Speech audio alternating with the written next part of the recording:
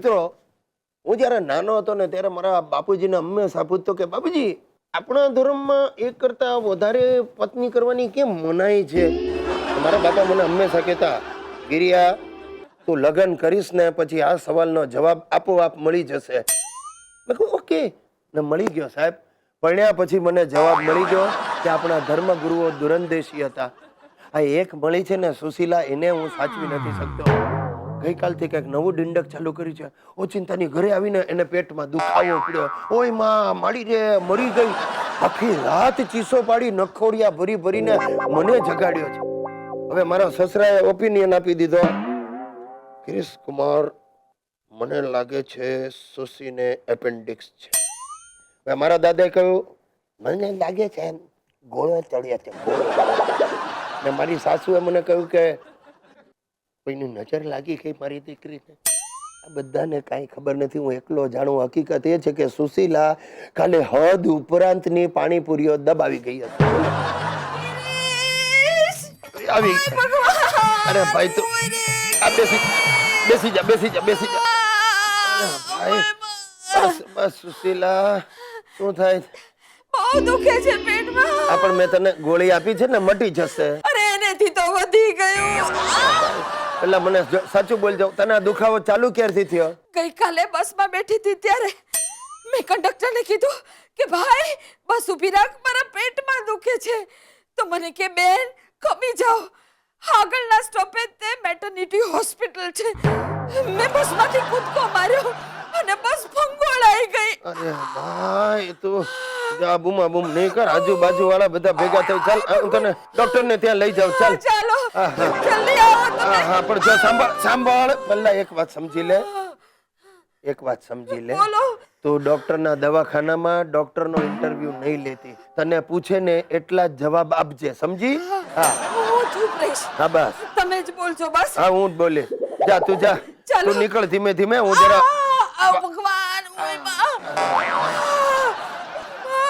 ઓય બાડી રે. અરે ભાઈ, હવે આ ડોક્ટર કઈ નવો વરઘોડો ન કાઢે તો સારું. ભગવાન તું જ બચાવજે. આ સુશલીને તો ડોક્ટર ને ત્યાં લઈ જવી એ પણ ઉપાધિ છે. અરે બેટી, ત્યાં જેટલી લેડીઝ નર્સ હોય ને, હા કરતી જાય ને એની સાડીઓ જોતી જાય. જેવા દવાખાનામાંથી નીચે ઉતરીએ એટલે દવા લેવાને બદલે સીધી સાડીની દુકાનમાં મને લઈ જાય. એ આવ્યો. દર્શક મિત્રો, આ ગુજ્જુભાઈ ગિરીશ કુમારના ઘરમાં કોમ્પ્યુટર યુગની શરૂઆત થઈ ચૂકી છે. મેં તમને કહ્યું ને, આખા ઘરે ઝુંબેશ ઉપાડી હતી, લેપટોપ અપાવ. ના છૂટકે મારે બેંકમાંથી લોન લઈ ને 4 લેપટોપ લેવા પડ્યા છે. એ ઓછું એમ અમારા હિતિયાએ તાબડતોબ બ્રોડબેન્ડનું કનેક્શન પણ લઈ લીધું છે. ખર્ચાના પાર નથી સાહેબ. પણ એક વાત તમને કહી દઉં, હવે અમારા ઘરમાં સ્મશાન વચ શાંતિ જ હોય છે. બધા પોતપોતાના લેપટોપ પર બિઝી. ઇન્ટરનેટ પર કંઈક સર્ફિંગ ચાલતું હોય છે. મારા દાદાજી શીખી ગયા છે ચલાવતા. આખો દિવસ આમ સ્ક્રીન સામે ડોળા કાઢીને જોતા હોય છે. દુનિયાભરના બાબાઓના ચરિત્ર ઉખેડતા હોય છે. હવે એમના પોતાના ચરિત્રના ઠેકાણા નથી, પણ એમને બીજાના ચરિત્રમાં એટલો રસ પડે છે. ને મારા બાપુજીએ દુનિયાભરની મહિલા સંસ્થાઓ સાથે સંપર્ક ચાલુ કરી દીધો. આખો દિવસ ખબર નહીં શું મહિલાઓ સાથે ચેટિંગ કરે છે. મને તો લાગે થોડા વખતમાં બાપુજી પોતે મહિલા ન બની જાય. અને હિતિયો ખબર જ નથી, એ બધું ખાનગીમાં જ કરતો હોય છે. જરા જોવા જઈએ એટલે આમ ફેરવે લેપટોપ. મને ખબર એની શું પ્રવૃત્તિઓ ચાલે છે અને સુશીલાએ શું ઉપયોગ કર્યો.